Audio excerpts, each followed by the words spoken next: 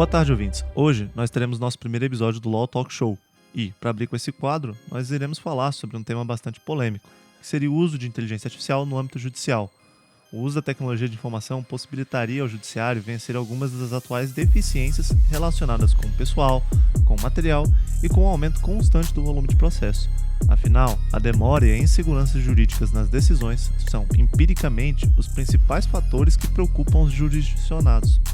Felipe, primeiramente no quesito tempo, por exemplo, na Europa, segundo estatísticas do monitoramento da União Europeia sobre os tribunais nacionais, um caso civil ou comercial demora entre 1 e 4 anos para passar por todas as instâncias, a depender do país.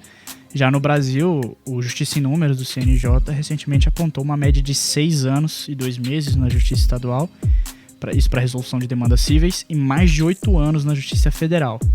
Eu mesmo posso falar por experiência que numa vara civil de Brasília em que eu trabalhei por um tempo, o autor, foi-lhe conferido o direito na sentença e até a execução do valor, o filho dele tinha morrido, o filho do autor, e quando ele ia receber, ele morreu também. Então, assim, o neto do autor estava para receber esse dinheiro se fosse receber, né? Então, assim, realmente uma questão de tempo é uma das que muito preocupa o jurisdicionado. Mas já sobre a questão da inteligência artificial no judiciário, o senhor Ângelo Caldeira, ele que é presidente da empresa Luplex, uma das pioneiras aqui no Brasil em desenvolvimento de advogados robôs, ou seja, inteligências artificiais que geram petições a partir do abastecimento do seu banco de dados, ele já afirmava em 2018. O juiz não vai precisar dizer 1000 vezes a mesma coisa em ações iguais, né? Os sistemas vão passar a prever a decisão.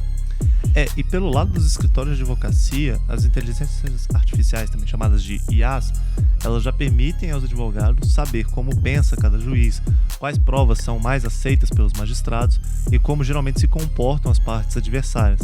Desse jeito, acaba possibilitando uma análise da conveniência de um acordo ou pela continuação da disputa. É interessante ver que nessa forma de atuação já escolhida por alguns escritórios com uma tendência um pouco mais inovadora, o advogado passa a ser cobrado mais em sua estratégia e outras qualidades do que em seu conhecimento jurídico, pura e simplesmente. O que já acaba indicando uma certa necessidade de atualização desses profissionais da advocacia, para um novo mercado de trabalho, como tantas vezes já previu o professor Richard Susskind. A promessa de algoritmos capazes de tomar decisões e decidir o futuro é uma questão cheia de paradoxos, fora as implicações éticas e os desafios técnicos associados. Porque, pensa só, será que uma máquina imperfeita, que só faz análise fria, pode ser considerada melhor na tomada de decisão do que um ser humano? Então, é sobre isso que a gente vai abordar hoje. Antes de mais nada, é importante salientar um ponto. Ainda que facilitadora, a tecnologia não pode ser usada sem filtro metodológico ou mesmo filtro ético. Em uma entrevista recente, o desembargador aposentado do TJ de São Paulo, o José Roberto Neves Amorim, já comentava: a sensibilidade humana no julgamento é algo que os robôs não têm como desenvolver, e ela é necessária para julgamento de casos de família e da justiça criminal, por exemplo. Então, aqui nesses ramos você não tem fórmulas, Você tem uma série de circunstâncias que ali, no caso concreto, só o homem é capaz de avaliar. Então, assim, primeiramente seria interessante situar nosso ouvinte do que estamos falando aqui. Qual a diferença fundamental entre inteligência artificial e automação? Por seu lado, a tecnologia de automação é dirigida por uma configuração humana, ou seja, o sistema funciona como um determinado fluxo de trabalho já previamente programado, já previamente cadastrado. Então, ele pode ser expandido pela programação. Em sua essência, ele é um mecanismo que tem uma série de etapas e requisitos já pré-definidos e ele só realiza essas tarefas de forma repetitiva. De outra forma, a inteligência artificial ela é capaz de fazer com que os sistemas atuem de maneira completamente autônoma, de acordo com informações recebidas e com base numa análise de dados de uma série de informações que ela já tenha armazenado. Então ela oferece respostas mais complexas e mais estruturadas. Por isso, como um cérebro, a inteligência artificial ela acaba se aproximando do comportamento cognitivo humano. Ela é programada para receber dados novos e comparar esses dados com um banco de dados que ela já possui. E a partir dessa análise, com base nessa experiência que ela vai adquirindo, ela vai passando a oferecer soluções através da detecção de padrão. Um termo que designa esse processo também é machine learning. Então, assim, quanto mais informações um sistema de inteligência artificial recebe, mais capacitada ela vai ser para achar as respostas apropriadas aos diversos problemas que lhes são apresentados. Então, assim, um sistema inteligente ele é basicamente aquele que emprega essas técnicas de inteligência artificial e que possibilita a máquina a execução dessas tarefas que requerem certa inteligência. Então, dessa forma, quando a gente usa um sistema de inteligência artificial num processo judicial, ele passaria a ser gerenciado por esse sistema inteligente e alguns tratamentos manuais e intelectuais do pessoal do cartório, do gabinete do juiz e até mesmo dos estagiários poderiam ser dispensados. No sistema judicial, essas apostas são extremamente altas para a tecnologia em si. O uso de um algoritmo preditivo para determinar os termos de guarda de filhos não é exatamente o mesmo que a Netflix usa para sugerir qual filme você deve assistir em seguida. Então, mesmo assim, a implantação da automação pode tornar um sistema de justiça mais acessível, tanto para pessoas que não têm dinheiro para advogado, ao mesmo tempo para estarem presencialmente num tribunal. Atualmente temos 3 vertentes de atuação de robôs no sistema público de justiça. Primeiramente, nós temos algoritmos de classificação. Eles basicamente analisam os dados e identificam casos precedentes que são semelhantes. Além disso, nós temos os algoritmos de mineração de dados em grande escala. Eles vão facilitar a encontrar fatos importantes dentro de um grande volume de informação. Eles vão selecionar essa informação e destacá-la. E por fim, nós temos algoritmos de decisão de disputas legais de baixa complexidade. É o que está sendo usado atualmente na Estônia. Ainda assim, esse modelo vai exigir a atuação de um juiz humano, pelo menos ali para sua validação final.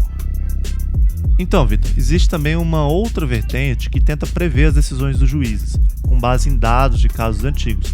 Isso tornou uma polêmica na França, que proibiu a publicação de estatísticas sobre decisões judiciais, atribuindo penas que podem chegar a 5 anos de prisão para quem publicasse esse tipo de informação. Isso estabeleceu que os dados de identidade de magistrados e servidores do judiciário francês não poderiam ser reutilizados com o objetivo ou efeito de avaliar, analisar, comparar ou prever suas práticas profissionais, reais ou supostas. O professor Ken Grady, da Universidade Estadual de Michigan, afirma que as pessoas acreditam mais nos humanos do que nos algoritmos para decidir o futuro de seus casos, mesmo depois de várias análises já comprovarem que os algoritmos têm sim um desempenho mais consistente do que os juízes humanos. Por isso o professor pensa em um trabalho conjunto, em que o juiz apenas teria acesso a esses dados refinados da inteligência artificial para aí tomar suas decisões. O Brasil e a França têm, com alguma polêmica, outros modelos em teste. A IA já é realidade no Poder Judiciário brasileiro, contando com projetos no STF, no TJPE, TST, TJRO e TJDFT. O mais legal disso tudo é que o uso desses sistemas já está trazendo alguns benefícios. Então, a maioria das iniciativas da justiça brasileira está voltada para a classificação de modo supervisionado, ou seja, exige que tenha uma participação de um especialista gerenciando os atributos do processamento para garantir a efetividade desse processo todo. Dentro dessa realidade de estudos e desenvolvimento de inteligência artificial, a linguagem de programação Python tem se destacado como um ambiente recomendado para aprendizado de máquinas e por ser de alto desempenho, com custo zero e tendo uma vasta documentação e treinamento disponível online, além de ser constituída de diferentes bibliotecas que auxiliam na construção de códigos de inteligência artificial. Observado essas características, o CNJ, em parceria com o TJRO, desenvolveu o Synapse, que possibilita o compartilhamento de classificadores e algoritmos de predição num repositório comum, reduzindo assim o retrabalho desses projetos entre os tribunais. Entretanto, outras vertentes do estudo já estão sendo prospectadas. Por exemplo, o auxílio na elaboração de textos jurídicos, o reconhecimento de detentos através da face, identificação de classe e assuntos de processo a partir da própria petição inicial, identificação de similaridades e de repercussão geral, como realização de movimentos processuais e mesmo decisões de magistrados, isso tudo, óbvio, com a devida autorização competente. Tudo isso a fim de subsidiar a criação de eventuais políticas públicas nesse sentido. É preciso trabalhar continuamente na gestão desse acervo, né, são quase 80 milhões de processos em trâmite na justiça. E crescendo, né? A cada dia esse número. Isso. E ciente disso, e alinhado a esse entendimento, o TJDFT também vem investindo em algumas iniciativas de inteligência artificial, com a finalidade de auxiliar o dia a dia dos servidores e de seus magistrados, reduzindo as atividades repetitivas e agregando agilidade e precisão na entrega dos resultados à sociedade. Inclusive, no 13º Encontro Nacional do Poder Judiciário, realizado na cidade de Maceió, entre 25 e 26 de novembro de 2019, o presidente do Conselho Nacional de Justiça e do Supremo Tribunal Federal, o ministro Dias Toffoli, afirmou que é necessário manter esse cenário de evolução que demanda uma criatividade e inovação, com o uso de técnicas modernas de gestão e com a ajuda da tecnologia, a exemplo da inteligência artificial, além do tratamento adequado de conflitos e do incentivo à conciliação. Como, por exemplo, tem um projeto que é chamado Projeto Horus. Esse projeto permitiu a classificação de documentos para distribuição de cerca de 274 mil processos de modo automático na vara de execução fiscal. Já um outro projeto, o AMON, ele está em fase de testes e esse permite o reconhecimento facial a partir de imagens e vídeos, atendendo algumas necessidades da segurança interna do Tribunal de Justiça, além da possibilidade de auxiliar a vara de execuções das penas em regime aberto, também conhecida como VEPERA, no processo de apresentação de presos em regime aberto. Então, basicamente, na hora que o preso vai se apresentar, onde ele tem que ir, eles utilizariam esse sistema de reconhecimento facial para poder classificar quem está cumprindo com os requisitos do regime aberto. E um outro projeto, que é o TOT, ou TOTH, ele já está em fase de estudos e ele vai permitir algumas análises da petição inicial do advogado, buscando recomendar a classe e os assuntos processuais a serem cadastrados no PJE durante a atuação. Então, assim, atualmente, no Brasil, a gente tem mais de 100 milhões de causas já iniciadas digitalmente, de modo que a gama de informações para alimentar o sistema de inteligência artificial é mais do que vasta. Um caso interessante é o das varas de execução fiscal de Recife. Ele possui um sistema brasileiro que age em processo decisório. O sistema ELIS, ele é alimentado por 450 mil execuções fiscais à época de sua instalação, e hoje ele já consegue, por meio de identificação de padrões e classificação de informações, ele consegue já indicar quase que instantaneamente ao magistrado quais são as ações que não estão de acordo com as regras processuais e quais que estão prescritas. Ainda falando sobre o sistema ELIS ou ELIS é o primeiro sistema de inteligência artificial brasileiro com a participação no processo decisório, como o Felipe disse, já tratando de quais ações não estariam de acordo com as regras processuais básicas e quais ações já estariam prescritas.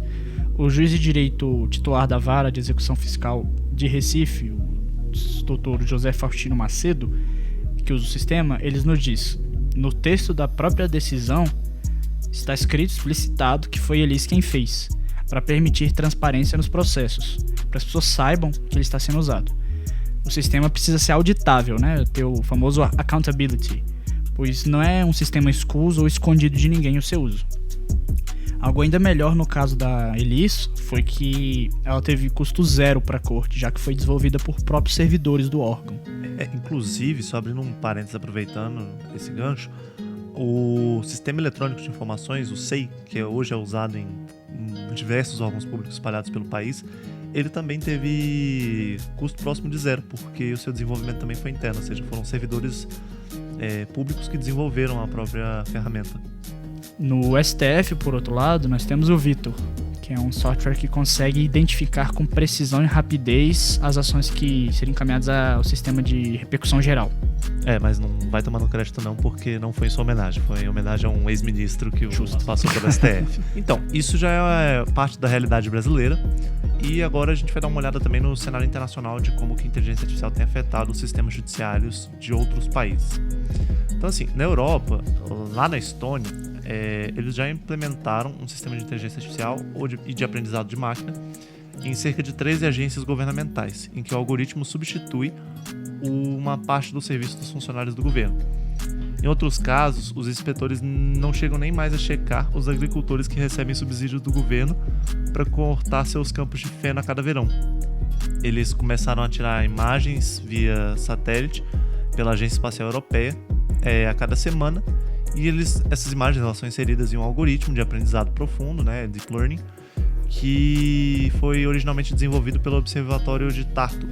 Essas imagens elas são sobrepostas em um mapa dos campos, em que os agricultores recebem esses subsídios para cortar o feno e impedir que vire floresta ao longo do tempo. Esse sistema de análise de imagem via satélite já economizou cerca de 665 mil euros para o governo, cerca de $755 mil, só em seu primeiro ano. Isso porque os inspetores fizeram menos visitas ao local e se concentraram em outras ações de fiscalização. Um outro caso é em que as crianças nascidas na Estônia são automaticamente matriculadas nas escolas locais a partir do momento em que elas nascem, porque os pais não precisam colocar mais os filhos em lista de espera ou ligar para o administrador das escolas para tentar conseguir uma vaga. Isso acontece porque os registros hospitalares são automaticamente compartilhados com as escolas locais.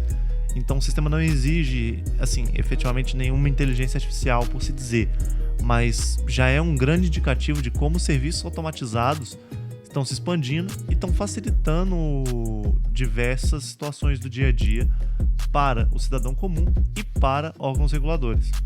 No projeto mais ambicioso até agora, o Ministério da Justiça da Estônia pediu a especialistas que projetassem um juiz robô, por se dizer, e que pudesse julgar disputas de pequenas causas, ou seja, cerca de até $8 mil. As autoridades esperam que o sistema possa limpar uma lista de casos para juízes e funcionários do tribunal se dedicarem às questões mais complexas, ou seja, aliviaria sua carga de trabalho. E aí uma preocupação de muita gente, né? A possibilidade de aumento do desemprego que seria gerado pela implantação desses sistemas. Os profissionais na Estônia dizem, a implantação da inteligência artificial é sim crucial. E por mais que algumas pessoas temem que se diminuirmos o número de funcionários civis, a qualidade do serviço sofreria, a verdade é que o agente da inteligência artificial nos ajuda. Então atualmente a Estônia, mesmo com o uso de tais tecnologias, tem cerca de 22% de seus cidadãos alocados em algum trabalho para o governo. Ou seja, isso é uma média um pouco menor do que a dos países europeus, mas acima da taxa de 18% dos Estados Unidos. Outra vantagem da aplicação da inteligência artificial no país é o uso de algoritmos no sistema de ajuda a desempregados. O sistema define quais são os melhores candidatos para a vaga com base nas habilidades e informações atribuídas a cada um. De acordo com os relatórios do projeto, cerca de 72% dos funcionários contratados pela indicação da IA continuam no emprego depois de 6 meses da contratação, um aumento de 14% em relação à época em que a definição dos candidatos era feita manualmente por humanos. No outro cenário, o chatbot baseado do NotPay AI do Reino Unido, ele conseguiu derrubar 160 mil multas de estacionamento em Londres e em Nova York alguns anos atrás. O escritório de advocacia com sede em Tallinn, Osburu, pronúncia daquelas. Ninguém consegue acertar um nome desse, principalmente aqui no Brasil. O escritório fornece assistência jurídica gratuita por meio de um chatbot e gera alguns documentos legais simples para enviar essas agências de cobrança. A empresa planeja expandir seu serviço de assistência jurídica, outra homenagem aí para mim, Hugo AI, combinando clientes e advogados de Varsóvia e Los Angeles até o final do ano, segundo o CEO da empresa. A ideia de um juiz robô já poderia funcionar na Estônia, parte porque seus 1,3 milhão de habitantes já usam cartão de identidade nacional e estão totalmente acostumados a um menu online de serviços, como votação eletrônica e a declaração digital de impostos. O projeto ainda está em fase inicial e provavelmente começará ainda esse ano, com um piloto focado em disputas contratuais.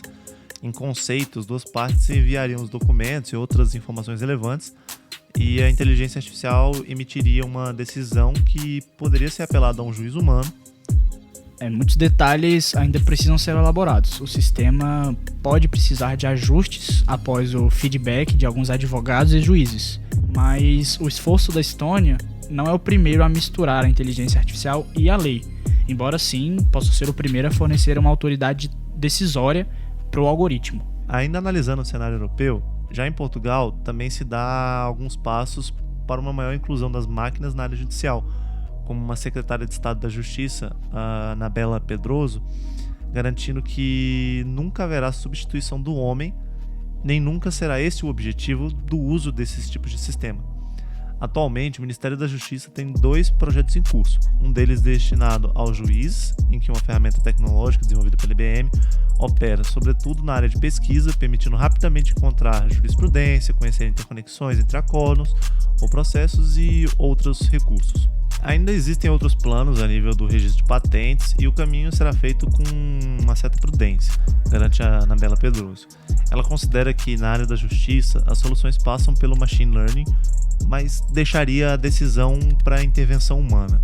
Como ela disse, não substituem o homem, mas ajudam o homem. Outra contribuição muito interessante da inteligência artificial, e que poderia ser também um laboratório para futuros softwares no Brasil, seria os Estados Unidos. Nos Estados Unidos, por exemplo, a inteligência artificial ela já é testada na atividade judiciária propriamente dita. No estado de Wisconsin, os magistrados podem calcular a pena de prisão a ser aplicada à pessoa, ou mesmo decidir sobre a liberdade condicional através de um sistema de pontos gerado automaticamente por um algoritmo. E esse sistema, com as respostas dadas pelo condenado, ele avalia a probabilidade e o risco da reincidência dessa pessoa. Por exemplo, no Tribunal Superior do Condado de Los Angeles, na Califórnia, tratamos aqui do maior tribunal do mundo, a Gina, o avatar, ajuda os residentes a lidar com as citações de tráfego. A Gina conhece 5 idiomas e ajuda mais de 5.000 clientes ao mês. A Gina não é uma verdadeira inteligência artificial, ela está apenas programada para trabalhar em caminhos pré-definidos. Ela não aprende sozinha e toma as próprias decisões. Ainda assim, ela já lançou bases importantes para uma automação mais sofisticada.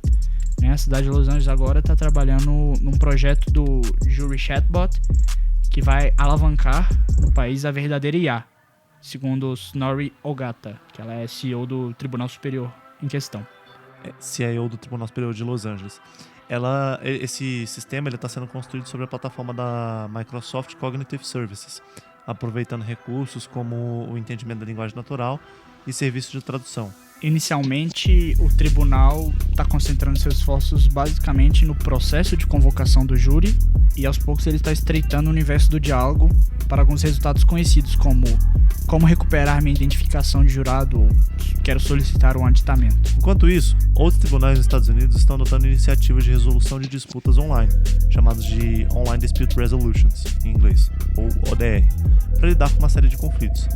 É também uma forma como se considera uma disputa e se considera todas as informações associadas a essa disputa entre as ofertas finais de cada parte. Ou seja, um algoritmo pode analisar cerca de 10 milhões de casos, por exemplo, ter uma ideia do que parece mais acertado e analisar as duas ofertas e dizer, ok, a oferta da parte A é a mais justa, ou algo do gênero. O que é um pouco complicado, né? Esse método de a máquina entender o que é ou não justo é um ponto que a gente vai abordar daqui a pouquinho. Então, assim, como os projetos de construção precisam passar por uma avaliação para considerar todos os possíveis impactos, seja na população, no tráfego, nas escolas, etc., os sistemas de inteligência artificial podem ser avaliados por terceiros em termos de que impacto eles vão gerar e como eles vão gerar esse impacto. Então, assim, em 2011, por exemplo, um estudo sobre o Comitê de Liberdade Condicional israelense mostrou que os magistrados tendem a emitir decisões mais duras na hora antes do almoço e na hora antes do final do dia, se comparado ao logo no início do expediente ou após a hora do almoço. Então, assim, outro algoritmo também que foi desenvolvido que vale ser mencionado é o algoritmo Compass. Ele foi comprado de uma empresa privada e, portanto, ele não é auditável por terceiros, porque só o engenheiro e o seu operador sabem como funciona. Já estão decidindo em tribunais locais de Cleveland, Arizona, Kentucky e Alaska sobre liberdade condicional, fiança e outros assuntos. Isso tudo é feito com base em uma análise de risco de que o sujeito, estando livre, apresentaria à sociedade. Aí nós temos uma questão um pouco polêmica. Nós já tivemos um estudo conduzido pela ProPublica, que demonstrou que o sistema usado em questão, o Compass, ele é racista. Sim, ele teria aprendido o viés do seu criador, e isso mesmo baseado em dados objetivos como as abordagens mais recorrentes da polícia americana e mais agressivas são sim a negros, e o sistema passou a julgar que os negros seriam mais propícios à reincidência do que os brancos. Um problema interessante levantado também é que esses algoritmos, além de não terem a sensibilidade humana para o caso concreto, poderiam com o tempo perpetuar alguns vieses, algumas imparcialidades decisórias ou mesmo preconceitos sob uma máscara de uma objetividade analítica, né, a base de dados. Então, assim, os especialistas já concordam que os sistemas algoritmos podem sim desenvolver algum viés decisório, e isso nos próprios dados com quais eles são alimentados. Para contornar o viés, os especialistas têm sugerido que haja maior transparência, alguns procedimentos e protocolos que deveriam ser adotados para o treinamento desses algoritmos. E acho interessante, porque você cria todo um mecanismo de inteligência artificial só para acelerar e facilitar o processo decisório, e quando a gente vai se dar conta de si mesmo, o sistema ele tem viés decisórios, o sistema não é imparcial, e aí o que? Já tem pessoas recorrendo, então nós criamos outro recurso para questionar a decisão, questionar os critérios levados em conta pelo robô, porque o robô é racista. Então, Vitor, aí eu tenho que dar uma segurada um pouco e puxar um parênteses. O que acontece é não só... Ok, existem sim algoritmos que têm essa tendência, entre aspas, ideológica por conta do pensamento do seu desenvolvedor, mas o que acontece também é que esses dados acabam sendo modificados com base no uso de uma outra tecnologia muito comum que opera em conjunto com inteligência artificial, que é reconhecimento facial. Por quê? O uso de tecnologia de reconhecimento facial, assim como a gente abordou em uns artigos no nosso site, xjury.org, para quem não acessou, acessa lá e dá uma conferida, ele mapeia pontos chaves no rosto das pessoas para poder tirar medições, ou seja, então, qual que é a distância entre a íris de cada olho, qual que é o tamanho da testa, qual que é a altura do nariz, qual que é a largura da boca, esse tipo de informação. Então ele converte o rosto da pessoa em medidas e ele compara essas medidas com o seu banco de dados já existente. Então, para ele poder facilitar a carga computacional que exige você coletar esse tipo de dado, eles acabam cortando a imagem, tirando as cores, aplicando filtros e assim por diante. E quando você aplica determinados filtros que essas tecnologias fazem por natureza, pessoas de cor tendem a ter uma perda maior na qualidade da imagem. Então o sistema acaba tendo mais dificuldade em precisar essas medidas dos rostos. Então ele acaba errando por alguns milímetros, gerando alterações das medições e gerando um nível de incerteza maior. Por conta dessa precisão reduzida com pessoas de pele mais escura, isso gera uma incerteza maior, levantando dúvida e fazendo com que o nível de suspeita e de risco deles seja considerado maior. Então, por isso que acaba dizendo que o sistema é racista.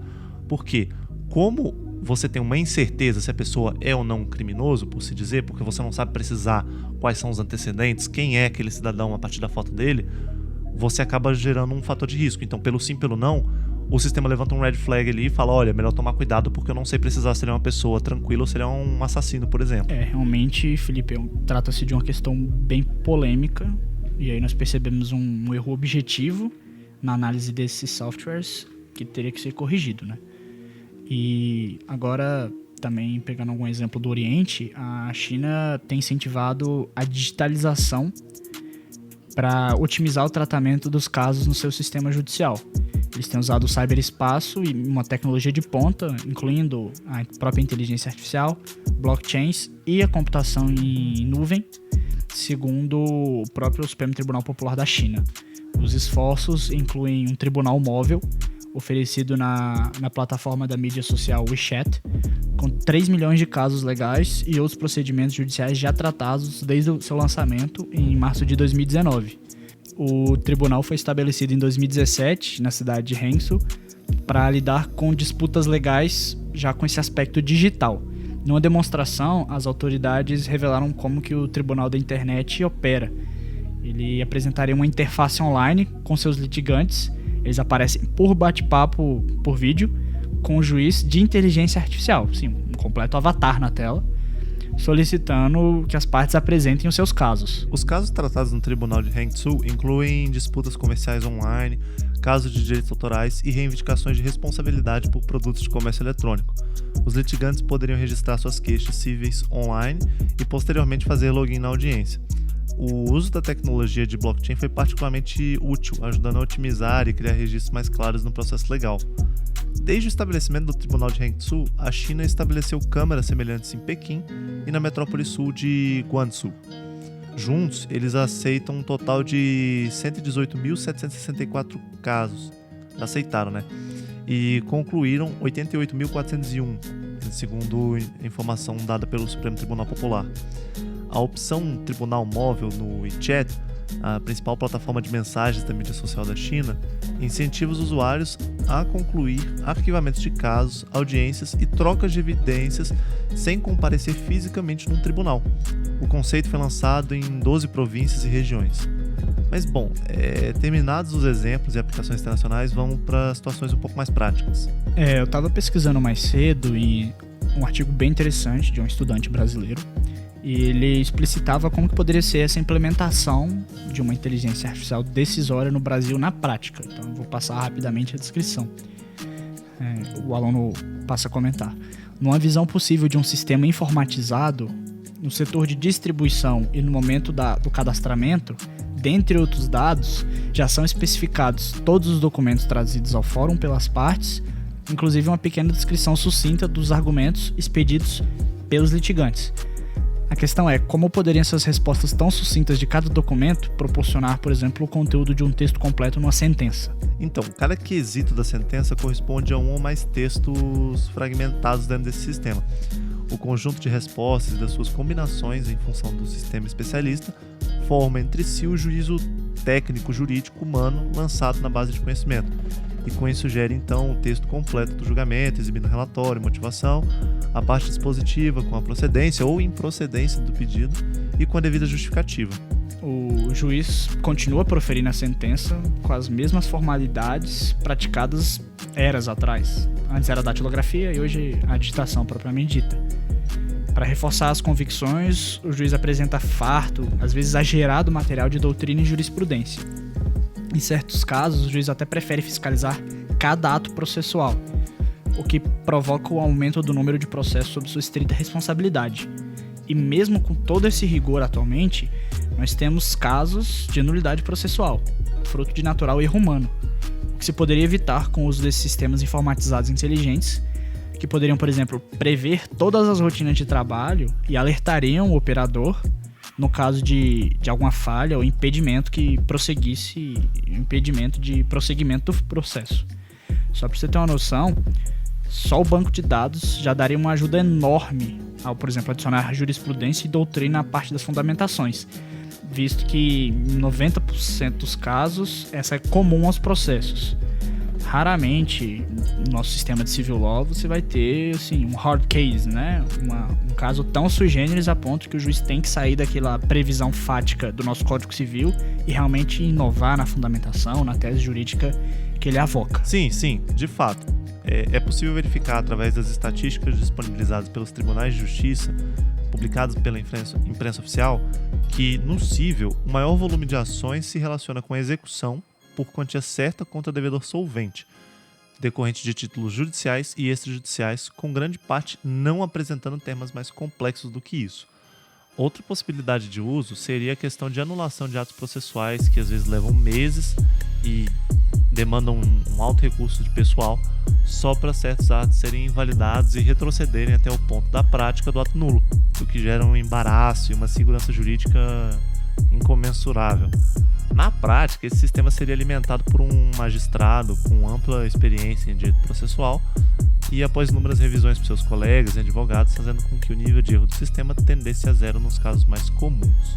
Agora, tratando um pouco já das nossas concepções pessoais, para mim, esses juízes robôs me lembram muito daquela escola da exegese francesa, né? O juiz é uma mera boca da lei, interpretação zero, né? Por determinação de Napoleão Bonaparte, você está focado só em literalidade de normas, né, do Código Civil francês. Um dos primeiros professores, eu me lembro que um dos primeiros professores meus no curso, ele até comentou que ele preferia uma decisão rápida, clara e ruim do que uma decisão boa, mas confusa e demorada. Eu acho que ele amaria um juiz robô. Ainda aos que levantam a crítica de que nós poderíamos ter algumas decisões errôneas, podemos dizer que a implantação desses juízes robôs, além de analisar as decisões em centenas de vezes, estariam submetidos, por óbvio, à revisão e chancela dos magistrados, afinal é com a vida das pessoas que nós estaremos mexendo. Outra questão muito interessante que eu achei é a questão de geração de alerta de erro em fases processuais. Assim a gente poderia reduzir a praticamente zero a necessidade de anulação de atos processuais posteriormente. É fato que a inteligência artificial vai fazer parte da justiça de forma cada vez mais ativa no futuro. Seja isso como uma ferramenta de consulta ou uma buscadora de dados ou até mesmo tomando decisões sobre os processos. O sistema jurídico está diretamente entrelaçado a um excesso de processos e ações. Não parece que existe nenhuma forma de se conseguir prosseguir só com as ferramentas que a gente faz uso hoje. Então, assim, ainda existem muitas questões que precisam ser desenvolvidas tecnicamente e discutidas pela sociedade para que a gente possa chegar em um ponto em que a tecnologia trabalhe a favor dos seres humanos nos tribunais de justiça e que isso se torne mais eficiente do que é hoje. Afinal de contas, a gente precisa pensar, né? A maioria das pessoas aceitaria ser julgada por uma máquina, sendo que nós já confiamos nossos dados financeiros, dados pessoais, dados hospitalares às máquinas. Não é difícil pensar que em breve, para bem ou para mal, a gente acaba entregando também o nosso sistema judicial aos bots. A outra questão é como ficaria a legitimidade das questões desses juízes robôs frente à população, né? Apenas uma parte da população sequer sabe o que é ou como funciona uma inteligência artificial. Então, assim, como que a gente pode aceitar algo que é desconhecido venha decidir questões tão importantes da sua vida que você submeteu ao judiciário buscando uma solução? Assim, eu mesmo teria alguma dificuldade, muito porque na maioria dos casos são sistemas não auditáveis, não tem como o cidadão comum submeter ao critério. Então muitos juízes estão sim submetidos, por complexo que seja a situação, os juízes estão sim submetidos a questões de impedimento, suspeição e você tem todo um processo do Estado Democrático de Direito que é voltado a juiz natural, competência, e a partir do momento em que você desvirtua, você não vai ter um software fazendo um concurso público, você não sabe da qualidade do software. O tribunal muitas vezes apenas compra o software, como foi no caso ali dos Estados Unidos, ele compra o software de uma empresa e reza para dar certo. E eu acho difícil você passar a decidir, assim, eu pelo menos pessoalmente acho que é difícil você levar um robô a decidir uma questão, assim, que legitimidade, muitas pessoas já cogitam a legitimidade dos juízes no ativismo judicial, quanto mais um robô vai ter legitimidade para decidir algo que, assim, muitas vezes tá com a vida das pessoas ali, né? Aí entra um tema muito delicado, né? Porque, por exemplo, questões como imigração. Às vezes você tem lá a circunstância de um cara que tem 2 filhos, uma esposa, filhos pequenos, imigrante legal para um país, está trabalhando, está fazendo a vida dele, está juntando dinheiro para comprar a cidadania e acaba, sei lá, se envolvendo num acidente de trânsito, a polícia encontra ele acaba tendo sua permissão de ficar no país questionada. É muito complicado, porque tecnicamente, se você bota um robô para analisar isso de forma objetiva, ok, ele sim está violando uma norma, sim, ele entrou de forma ilegal no país, sim, ele está permanecendo de forma ilegal, então sim, ele deve ser extraditado para o país dele. Então, assim, uma questão que um algoritmo de inteligência artificial não ia conseguir analisar é que, por exemplo, às vezes você manda uma pessoa dessa de volta para o país dela para morte, porque ela já é jurada de morte lá, ela já é procurada, e a partir do momento em que ela aterriza, ela já está com os dias contados. Então, como que você coloca um programa, um computador, uma máquina para analisar questões tão subjetivas, tão personalíssimas, tão individualizadas? Agora eu concordo que, por exemplo, vamos lá, acidente de trânsito, alguém não conseguiu frear no semáforo e deu um totozinho. São centenas de milhares de casos nas mesmas circunstâncias todos os dias, com decisões iguais, com circunstâncias muito semelhantes e que vão usar os julgamentos anteriores como referência. E aí você acaba tendo que questionar o sistema judiciário, leva meses, às vezes até anos para conseguir resolver um problema relativamente simples, considerando que não tenha gerado nenhuma vítima ou dano à saúde de ninguém. Então seria realmente, concordo com você, Felipe, seria realmente o caso de usarmos o exemplo da Estônia. Ela estava trabalhando justamente, como a gente comentou mais cedo, com processos mais simples para liberar os magistrados para os hard cases. Afinal, seja o estagiário, seja a máquina, consegue alguns raciocínios jurídicos simples. Agora, a solução estrategista, os hard cases, né, teses novas, isso está muito além da capacidade de produção de uma inteligência artificial. Então, concordo que o mais interessante a ser feito nesse momento seria, aos poucos, entregar esses processos mais simples, lógico que com supervisão, a decisão dos sistemas de inteligência artificial, e realmente deixar esses casos mais complexos para o magistrado humano, obviamente. Exato, mas aí entra uma outra questão. Hoje, eu concordo plenamente com você, mas vamos considerar daqui 5, 10 anos, em que esses casos mais complexos já tenham sido julgados tantas vezes, por tantos magistrados, em tantas circunstâncias diferentes, que isso gera um banco de dados grande o suficiente e seja competente o suficiente para treinar a inteligência artificial para atuar em cima desses casos também. Felipe, nesses casos mais complexos, eu creio que nem mesmo um abastecimento enorme de dados do sistema de inteligência artificial seriam capazes de traduzir a sensatividade humana, né? Eu me lembro que tinha uma professora de direito penal minha que ela complementava. Não é questão de, eu já decidi 100 vezes esse caso, eu já sei como é que funciona. Não. É questão de você ter um humano sensível, olhando no olho da testemunha na hora da audiência, olhando para as partes, vendo eventuais contradições, né? Nos casos de família, por exemplo, no direito penal, são questões muito concretas que você precisa de um ser humano ali. Então, acho que mesmo nos casos complexos, seja por complexidade de direito ou por complexidade da situação fática, como o caso de direito de família, acho que esses casos realmente, assim, não tem solução. Você precisa de um juiz humano e bem qualificado pela qualidade das decisões, pelo bem da qualidade das decisões judiciais no nosso país. Bom, para quem se interessa do assunto, tem um filme que eu particularmente recomendo que chama Minority Report. Ele conta mais ou menos uma história num cenário futurista em que a inteligência artificial é basicamente juiz, júri e executor. Na verdade, o executor seria só a polícia. Tipo, a inteligência artificial analisa tudo, a probabilidade de reincidência, a probabilidade de ter cometido o crime, toma a decisão, condena a pessoa e a polícia só vai lá e prende a pessoa e executa a pena, basicamente. É um filme muito bom, ele já tem alguns anos, mas vale a assistida. Assim, fora a questão ética e social envolvida em tudo isso, né? Porque, por exemplo, se você tenta me explicar um conceito sobre, sei lá, o que é a jurisprudência, e eu não entendo, e eu quero tentar entender, eu posso simplesmente virar pra você, te fazer uma pergunta e pedir uma outra explicação de uma outra forma. Eu dialogo com você até que você consiga me explicar de uma forma coesa, clara e que eu consiga compreender.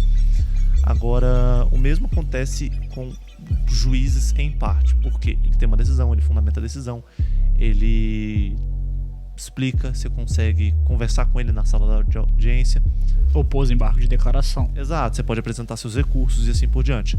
Agora, a partir do momento em que você torna todo o poder decisório voltado para uma máquina e fala basicamente, ok, você foi condenado a 10 anos de cadeia porque um caso de 25 anos atrás, nas mesmas circunstâncias, resultou nessa condenação, para uma pessoa leiga que, vamos lá, temos que considerar que hoje, querendo ou não, a realidade de boa parte da população é de analfabetismo ou semi-analfabetismo, dependendo aí de defensores públicos fazerem um trabalho de boa qualidade para ajudar num processo judicial que a pessoa tenha se envolvido, seja ele civil ou penal.